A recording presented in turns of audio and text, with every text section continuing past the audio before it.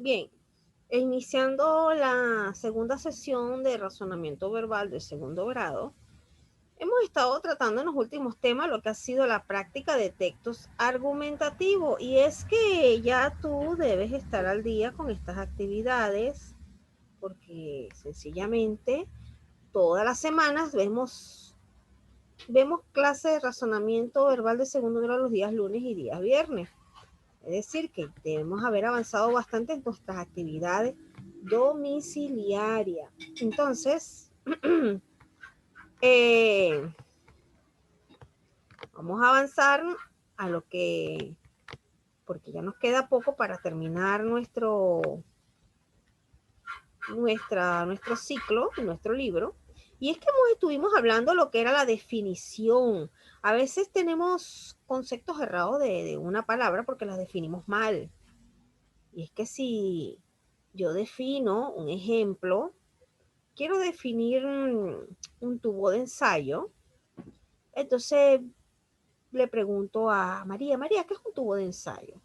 Hay un tubo de ensayo, es un frasquito que está en el laboratorio y se le echa sangre. Esa es una definición mala.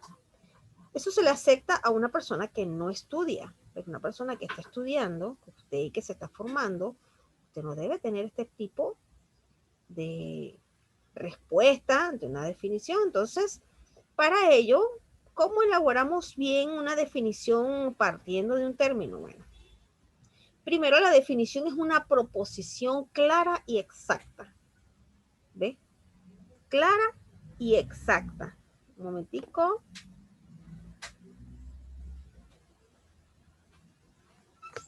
Ok, una proposición clara y exacta. No es una proposición dudosa e inexacta que te va a confundir. Debe ser clara y exacta, así como que yo le diga a usted, vaya a la panadería Panoli y me trae 4 ciabatas. Te estoy dando una orden clara y exacta. No te estoy diciendo, mira, si no puedes ir para allá, no sé, ¿qué te parece? Si tú quieres, o sea, no te estoy poniendo, te estoy dando una orden clara y exacta. Y esta proposición va a constar de dos aspectos muy importantes, que es el género próximo y la diferencia específica. Y es que el género próximo es la característica que comparte con otros términos cercanos y la diferencia es la que la va a individualizar del otro término. Entonces, si yo por lo menos te vuelvo a preguntar qué es un tubo de ensayo, ¿cuál es el término que voy a definir? Tubo de ensayo. ¿Qué es un tubo de ensayo? ¿Dónde se emplean los tubos de ensayo? Bueno, los tubos de ensayo se utilizan en los laboratorios, ¿verdad que sí? Entonces, el género próximo del tubo de ensayo es que es un instrumento de laboratorio. ¿Ves? No es un frasquito de vidrio, es un instrumento de laboratorio, es el género. Si yo le digo a usted que la nevera pertenece a qué género próximo, a electrodoméstico. Si yo le digo batidor manual, ¿a qué género próximo pertenece? Pertenece al género próximo de utensilios de cocina. ¿Viste? ¿Viste cómo es darle la ubicación por género? Si yo estoy hablando de usted, es varón, ¿qué género es usted? Usted es varón, ¿verdad? El género, usted pertenece a un género humano, pero bajo la característica de hombre. ¿Ves? Si yo hablo de, voy a definir qué es un gato. ¿El gato pertenece a qué género? Al género de los animales. ¿Ves? De los felinos. Pero la diferencia es la que te la va a individualizar de otros términos. Entonces, el tubo de ensayo es el término que voy a definir. El género próximo es un instrumento de laboratorio. Ajá, pero es que en un laboratorio hay muchos instrumentos. Ahí es donde viene la diferencia específica, que aún viniendo de ser un instrumento de laboratorio, porque en un laboratorio también tenemos la pipeta, ¿ves? tenemos el microscopio, tenemos las plaquitas donde se colocan para hacer los análisis, tenemos los líquidos, hay muchos instrumentos de laboratorio, ¿ves?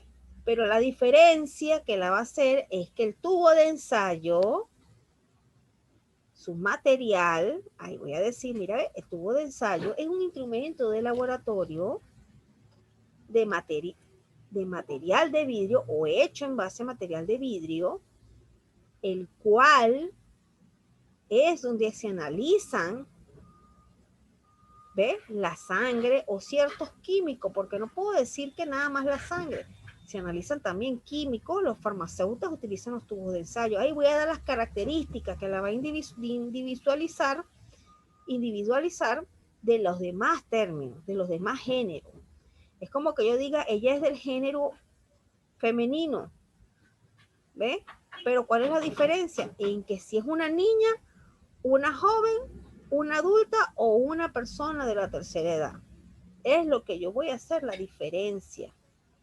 ¿Ves? Me la va a diferenciar del género próximo. Ahora, los errores frecuentes en la elaboración de definiciones es la circularidad. No. Y es que la circularidad es como está el ejemplo acá, es cuando redundas en palabras. El recogedor es un objeto que recoge, el peine es para peinarse, el cepillo es para cepillarse. Son cosas que estás dándole más redundancia al término. ¿Para qué se utiliza el recogedor? O sea, el recogedor es un objeto que recoge, tenemos el término, pero no tenemos ni el género próximo ni el género específico o las características específicas. Y el recogedor es un instrumento de limpieza, ¿ves? Es un instrumento de limpieza, ese es su género próximo. Las características es que se usa para hacer la limpieza, ¿ves? Depositando en él los restos, los residuos. De esta manera le doy una definición más elegante, más académica. Luego tenemos acá la inexactitud. El diccionario es un libro que contiene dibujos, eso es mentira. El cielo, el sol es un círculo amarillo que sale de día. No es un círculo, es un astro. No es una cosa. Entonces, hay cosas que definimos de manera inexacta y por eso es que nadie nos comprende. También cuando damos los ejemplos, un árbol es un roble. No, y si es un samán, y si es un sauco, no es un árbol. Por uso o función, el reloj sirve para ver la hora. ¿Tú crees que sea correcto que el reloj sea para ver la hora? ¿Qué piensas tú? Ve la hora que es ahorita y no has entrado.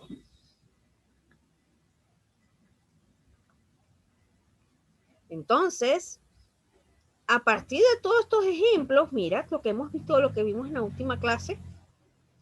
Aquí debiste haber realizado ya lo que es las definiciones partiendo de los ejemplos que te di en esta clase, que la clase pasada. Ahora entramos a lo que eran los diálogos contrapuestos. ¿Te acuerdas? ¿Te acuerdas la chica que opinaba y diálogos contrapuestos? Entonces, esto fue una de las clases que me pareció bastante interesante, es los diálogos contrapuestos. Por acá, vamos a continuar porque te dejé actividad domiciliaria.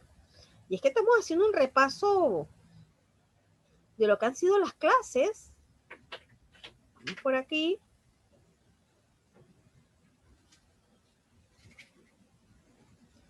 Ahora tenemos lo que es la práctica de diálogos contrapuestos, es decir, seguimos en el tema. No nos hemos salido de él, continuamos dentro del tema. Y es que en los diálogos contrapuestos, mira, tenemos un ejemplo. Vamos con la primera práctica, porque estamos en práctica, muchachos, ya vamos a terminar. Entonces tenemos moderna, yo creo que ya te hace falta un cambio de looks. Sí, corto el pelo, casi el rape y te lo pinto. Entonces, aquí tenemos una práctica del texto 1, porque el tema de hoy es práctica de los diálogos contrapuestos. Entonces dice la moderna, ay, yo creo que ya te hace falta un cambio de look. Si corto el pelo casi al rape y te lo pinto de rojo y verde, vas a estar completamente a la moda. ¿No quieres verte interesante y moderna? Este corte ya está de moda en Europa y tú marcarías la pauta aquí en Lima. Uy, no, yo no quisiera hacerme esos cortes. Mientras que la conservadora dice, ni hablar, no le hagas nada a mi cabello, solo recorta las puntas y conserva mi corte tradicional. ¿Qué pasaría si el corte que tú me sugieres no me queda bien? Y si no me gusta, luego no habría manera de arreglarlo. Este texto está adaptado de los materiales de enseñanza de CEPREPU. Ahora, léelo tú con detenimiento, porque sé que me estás viendo a través de todos los videos. Léelo con detenimiento. Y me dices qué te parece este diálogo entre estas dos personas.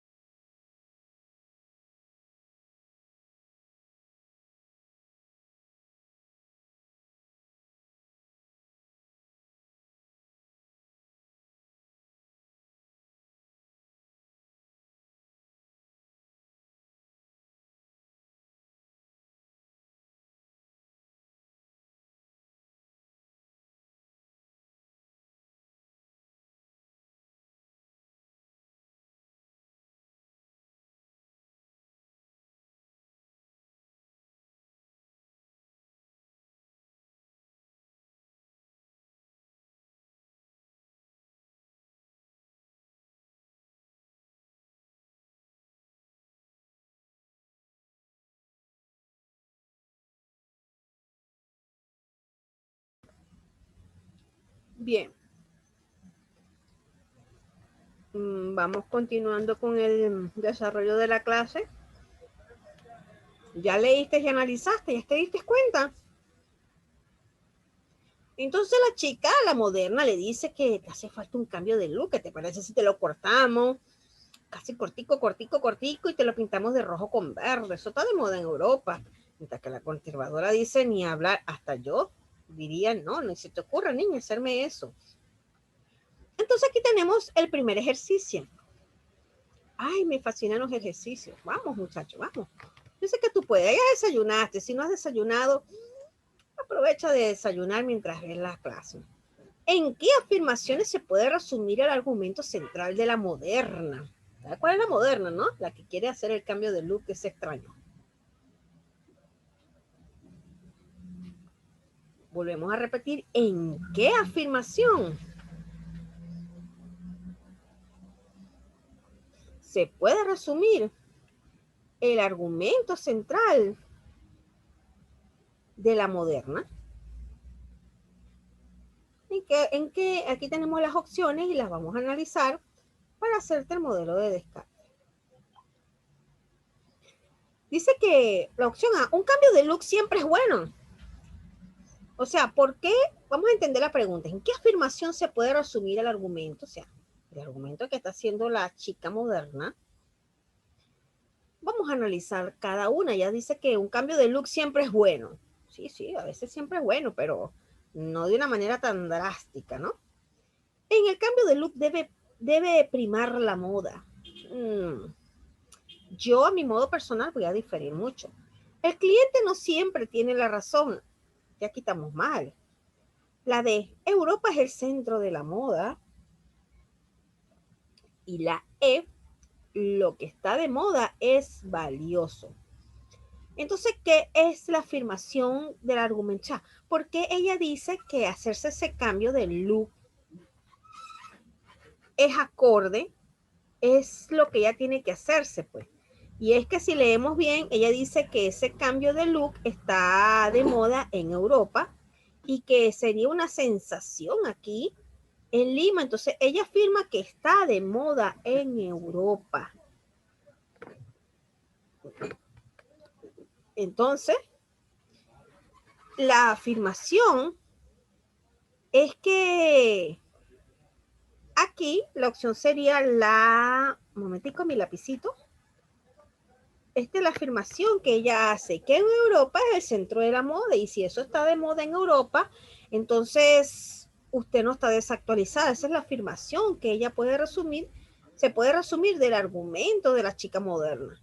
Es que en Europa es el centro de la moda, y es que usted no ha escuchado a las chicas de hoy que, ay, eso está de moda en París, está de moda en Corea, pero son unos desastres de vestido, unos desastres de todo. He visto chicas, bueno, le respeto su criterio, pero bueno, cada quien tiene su estilo, ¿no? Pero el hecho de que eso esté de moda en un país no quiere decir que a usted le quede bien, no, señor. La moda no es para todos. Hay cortes que le lucen a muchas personas, pero a las que tienen el cabello, la carita redonda, a veces no les favorece, a las que tienen la carita delgadita. O sea, hay que analizar bien antes de hacerse esto, ¿no?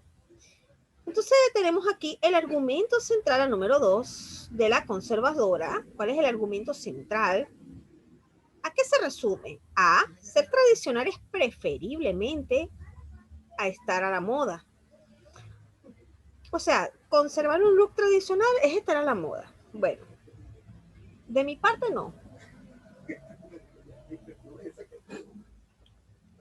No arriesgarse a un cambio por no verse mal. No cortarse el cabello es lo más saludable. Cambiar de look es ser creativa. Ser poco creativa significa no estar a la moda. Entonces, ¿cuál es el argumento central de la conservadora? Vamos a ver qué dice la conservadora. Ni hablar. No le hagas nada a mi cabello, solo corta las puntas y conserva mi corte tradicional. ¿Qué pasaría si el corte que tú me sugieres no me queda bien y si no me gusta? Luego no habría manera de arreglarlo. Entonces, ella quiere mantener su estilo conservador, porque piensa que si le llegan a hacer algo y no le queda bien, no hay cómo arreglarlo, y es verdad. Entonces el argumento central es ser tradicional es preferible a estar a la moda. Es la opción correcta.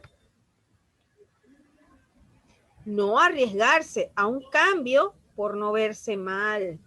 Tampoco es no cortarse el cabello, es lo más saludable. Ella se lo está cortando, pero está cortándose las puntitas.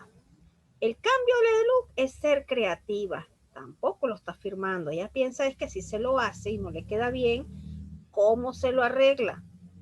Si le está haciendo un corte corto, imagínate, tiene que cortarlo más para que le pueda quedar bien.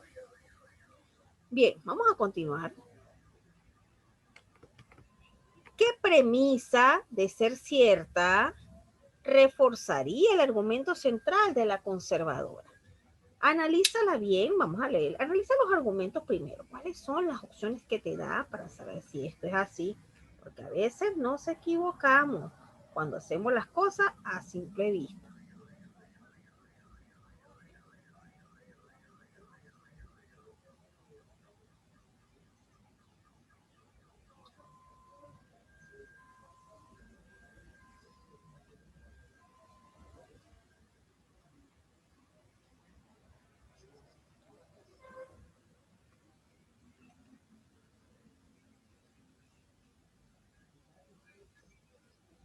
Ya la analizaste, ya la viste. ¿Qué premisa de ser cierta reforzaría el argumento central de la conservadora? Entonces la opción A dice, un cliente nunca sabe lo que le conviene en materia de cortes de cabello.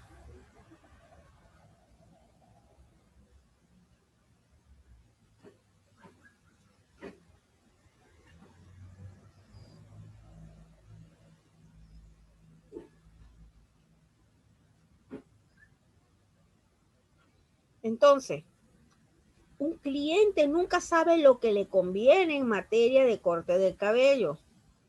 Hasta el momento no se han inventado productos que hagan crecer el cabello. Ella es una mujer joven y debería cuidar más su aspecto. Las mujeres que se preocupan por estar a la moda son superficiales. ¿qué premisa de ser cierta reforzaría el argumento central de la conservadora? Estamos con la conservadora. Ella no se quiere hacer un cambio de look porque piensa que si no le queda, ¿cómo van a reparárselo? Y es que, ¿cuál de estas premisas pueden ser, vamos a decir, va a reforzar ese argumento? Vamos a ver, volvemos a leerla. Mira, como yo lo hago, un cliente nunca sabe lo que le conviene en materia de cortes de cabello. Hasta el momento, no se han inventado productos que hagan crecer el cabello. Ella es una mujer joven y debería cuidar más su aspecto. Las mujeres que se preocupan por estar a la moda son superficiales. Entonces, ¿cuál es la premisa que más da valor a la idea central de ella? Es que un cliente, muchachos, nunca sabe lo que le conviene en materia de cortes de cabello. Nunca está seguro, ¿ves? Porque si de repente yo me quiero hacer un cambio de look, ¿ves? Y entonces ese cambio de look no me favorece, ¿cómo me lo repara? ¿Ves? Entonces nunca vamos a saber si nos conviene o no un corte. La única manera de saberlo es que a usted le hagan el corte o le simulen a través de una computadora cómo le puede quedar el corte. Pudiese ser también. Entonces,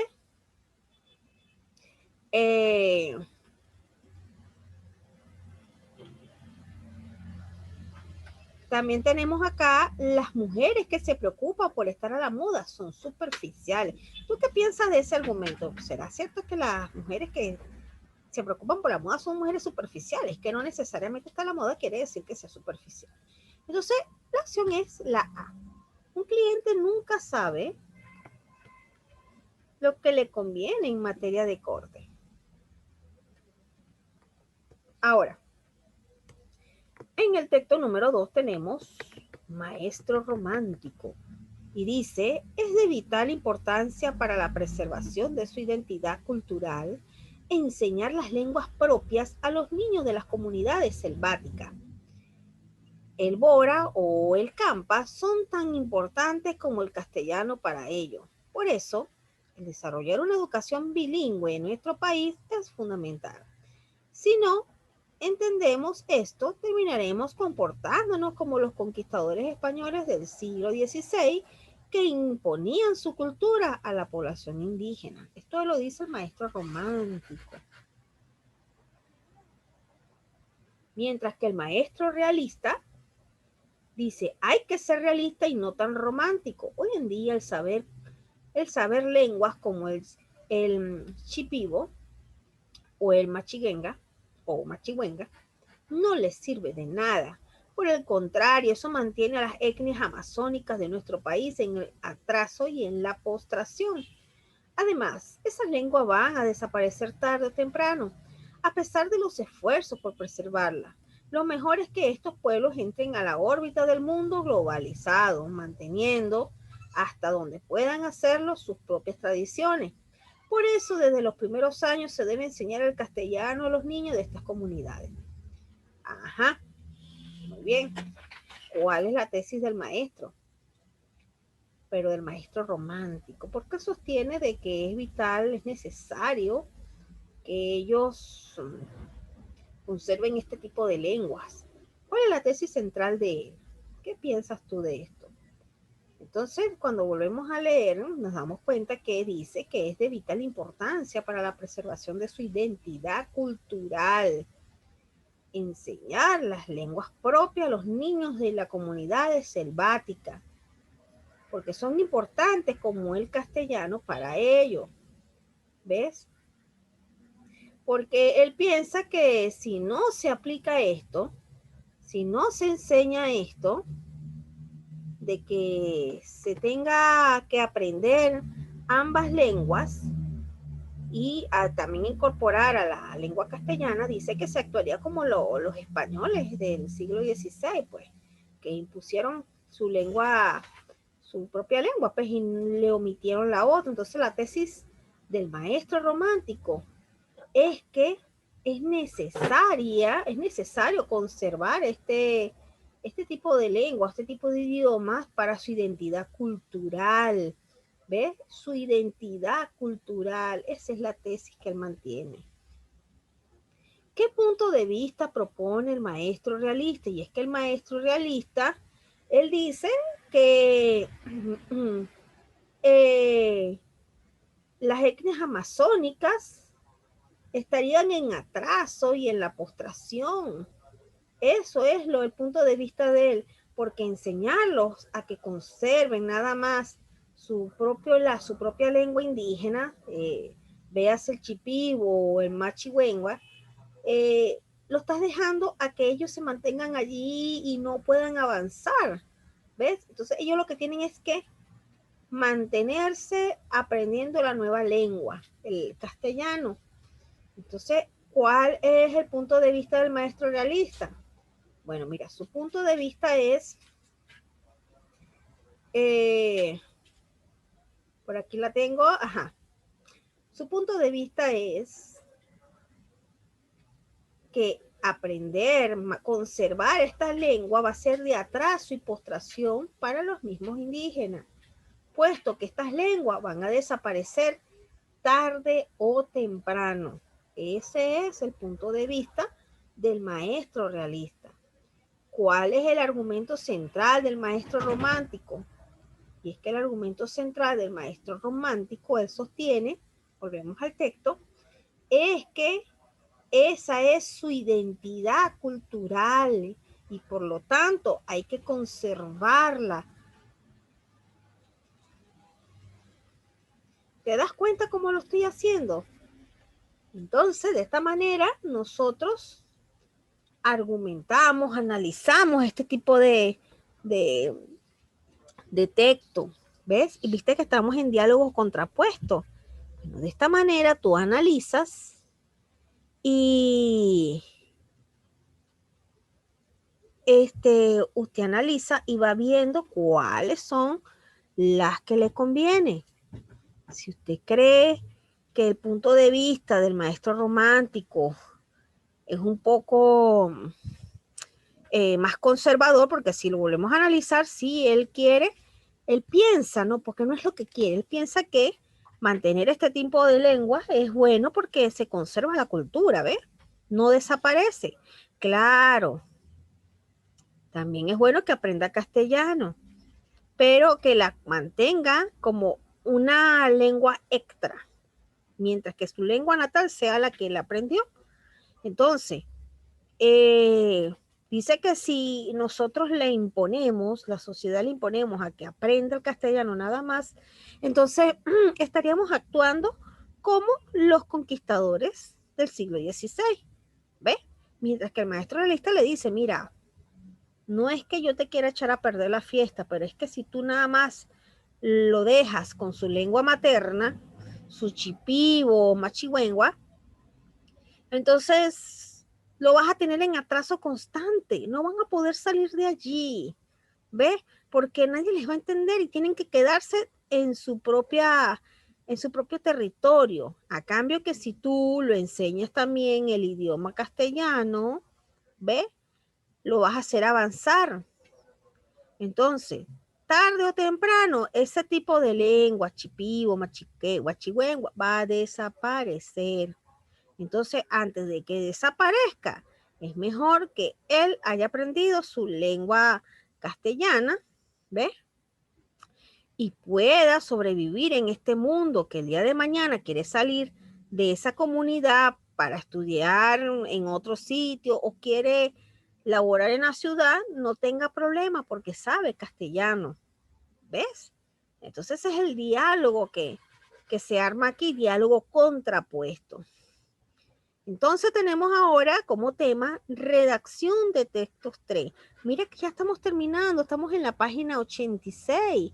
Ya has tomado tus apuntes seguramente para lo que hemos estado dando a la clase, porque ya debiste haber tomado tus apuntes correspondientes para tu portafolio. Entonces, tenemos aquí la referencia. Estos son los elementos de enlace. Y vamos a comenzar porque ya estamos en esta segunda sesión.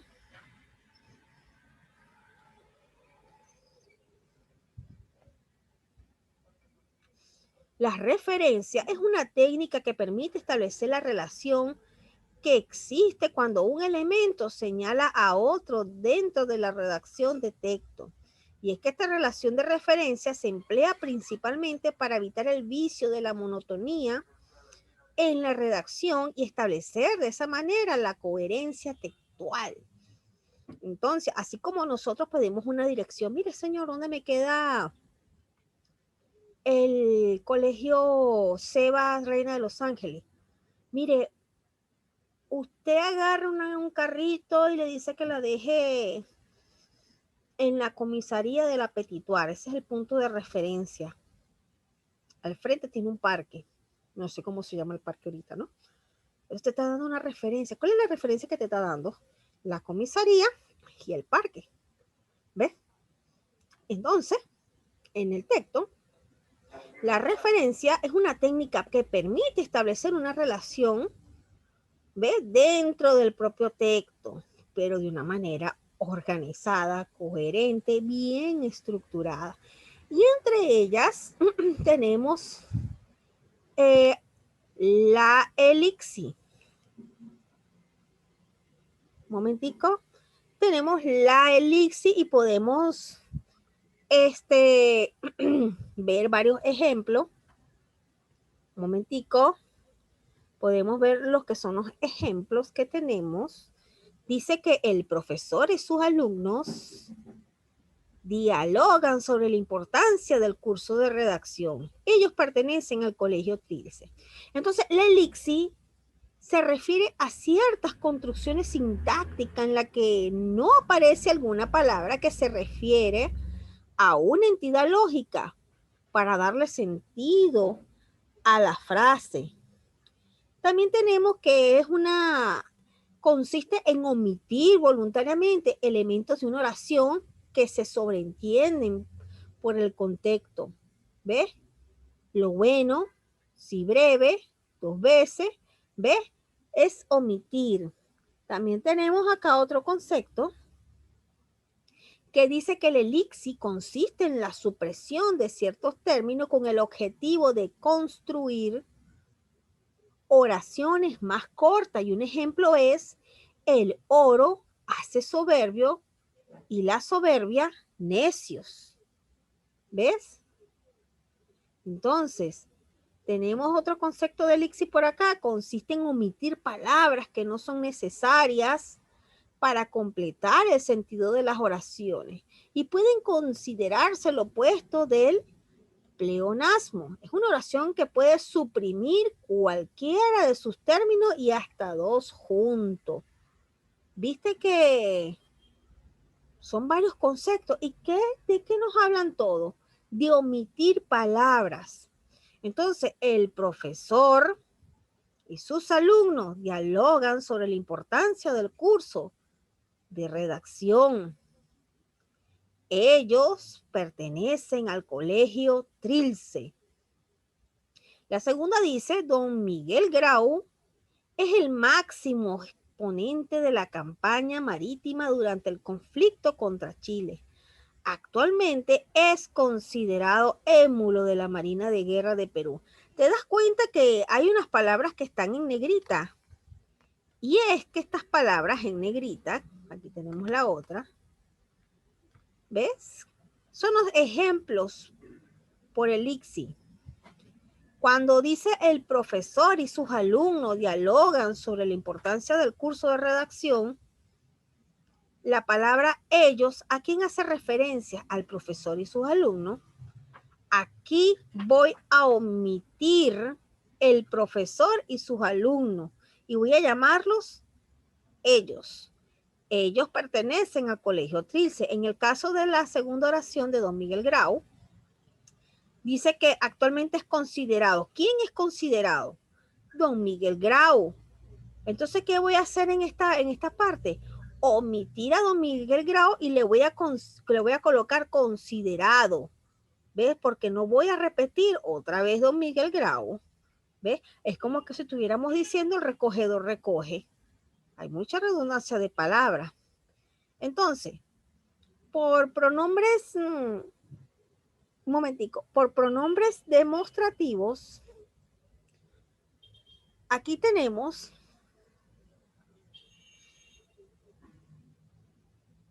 un momentico. Son palabras que se usan para aludir a un sujeto sin tener que mencionarlo. Estos pronombres permiten indicar distancia o cercanía con respecto a él. Y esto lo vimos comenzando la clase, los pronombres demostrativos. ¿Quiénes son esos pronombres demostrativos? Ese, aquel, aquellos, ¿ves? Estos, ese, esos, esas. Entonces aquí tenemos, mira, Puno cuenta con entre sus provincias a Huancané. Esta, mira, esta es el pronombre demostrativo. Esta. ¿Quién es esta? Puno. Además, es la más antigua de la región del sur, porque ¿de quién estamos hablando? De Puno. Dice que Puno cuenta entre sus provincias a Huancané.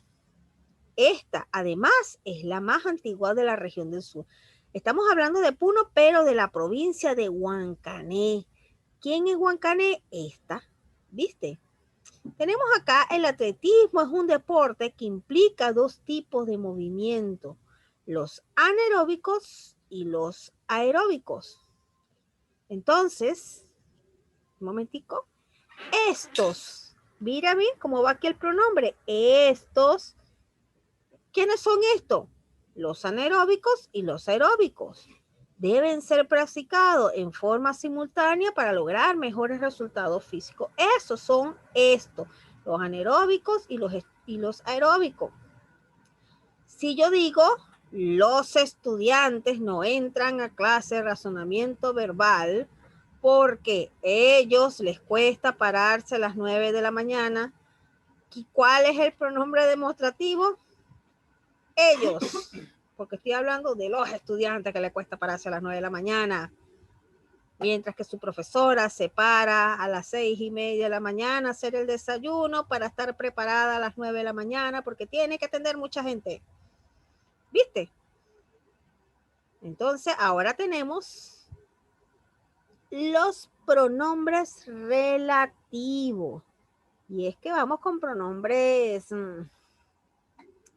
relativos. Aquí tenemos dos ejemplos. Son un tipo de pronombres que son, son un tipo de pronombres que se relacionan con un referente anterior o antecedente e introducen una oración subordinada relativa. Entonces, también tenemos que este tipo de pronombres se introducen en la oración y anteceden a una oración principal. Entonces, por acá tenemos un ejemplo. Entre los principales tenemos que, quién, cuál, cuyo, cuándo, dónde y cómo. Estos son los principales pronombres relativos. Y es que su concepto lo dice, son un tipo de pronombres que se relacionan con un referente anterior. Entonces, hay un periodista deportivo cuyo comentario está lleno de barbarismo. Entonces, aquí lo relacionamos con el término de la oración anterior. ¿Quién es? Cuyo es un periodista. ¿Ves? También puedo, mira, utilizamos aquí cuyo, mira los ejemplos más, los pronombres más relativos que hay. ¿Ves? ¿Dónde? ¿Cuándo? El dónde sin acento, el cuándo sin acento, sin tilde, pues, y el cómo sin tilde. Entonces, cuando yo digo también, también puedo utilizar es cuando los estudiantes de segundo grado, cuando son las 9 de la mañana, les cuesta entrar. Entonces, el pronombre relativo es cuando, porque me estoy refiriendo a los estudiantes. En este caso, el periodista, hay un periodista deportivo cuyo comentario está lleno de barbarismo. Pero ¿a quién hace referencia cuyo? Cuyo hace referencia al periodista, a lo que él está diciendo. Este es el tipo de pronombre relativo. cuidado si en el examen no te coloco cuáles son los elementos de enlace. Y los elementos de enlace son la elipsis, los pronombres demostrativos, los pronombres relativos, los posesivos, los por sinonimia, los elementos anticipativos. Ojo con esto.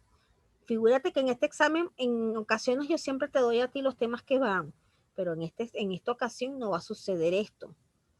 En vista de que no hay examen parcial, sino final, y entrega de cuaderno de trabajo, de actividades domiciliarias y portafolio, entonces todo esto puede salir en el examen. Entonces tenemos los pronombres posesivos, así como las tóxicas.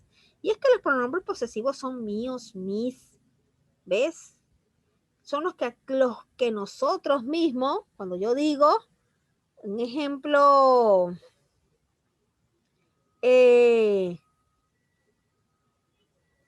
un momentico, cuando yo digo, esos zapatos son míos, ¿ves? Mira lo que digo, esos zapatos que están allí son míos. ¿De quiénes son? Cuando yo digo míos, son de la Miss. Y cuando yo digo que son tuyos, son del estudiante que está presente. Son de la persona que yo estoy señalando. Y es que para los pronombres posesivos yo puedo utilizar las siguientes palabras. Mira, mi, mío, míos, mía, mías, tú, tuyo, tuyos, tuyas, su, suyo. Cuando yo digo que ese suyo, eso ya yo le estoy ubicando un dueño. Entonces aquí tenemos el ejemplo, dice que las empresas dedicadas al turismo no solo incluye los atractivos geográficos, sus paquetes de ofrecimiento muestran además la variedad de nuestra. Aquí está otra vez, cocina. O sea, te está diciendo que los paquetes son de quién, de esa empresa que está dedicada al turismo. ¿Y de quién es esa variedad de esa gastronomía que ellos tienen? De esa empresa dedicada al turismo. Ya le da una ubicación. Entonces, por último, tenemos, finalizando ya esta segunda sesión, las expresiones por sinonimia. Y es que Ricardo Palma es uno de nuestros más insignes ejemplos. El bibliotecario mendigo es modelo. Un momentico, es modelo de patriotismo. Entonces, un momentico, ya estamos terminando la clase.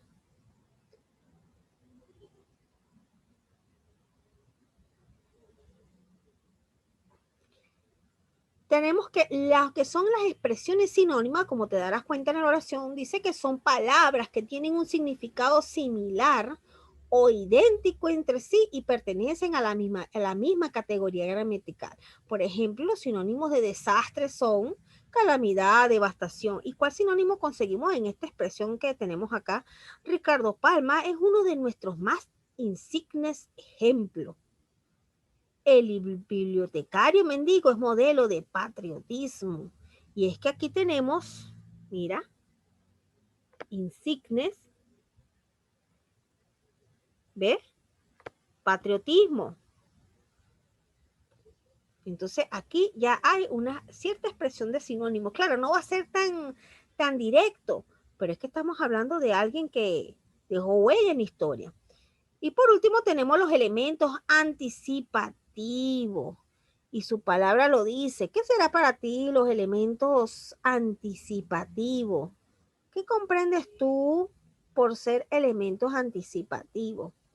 Y es que un elemento anticipativo pueden ser son estructuras no enumeradas siempre y cuando estén precedidos de un elemento anticipador, es decir, una palabra o un grupo de palabras que anuncian lo que viene a continuación. Es como cuando yo le digo a usted, mire, para el examen final va a ir ya yo le estoy anticipando lo que va. Y aquí tenemos la oración, la culinaria peruana. Mira, aquí viene la anticipación. Incluye platos diversos como el ají de gallina, el lomo saltado, el tallarín y lo demás que viene que ya me está pegando hambre. Entonces, esos son elementos anticipativos.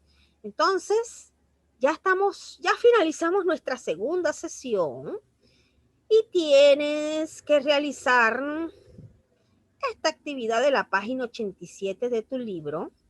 Mira,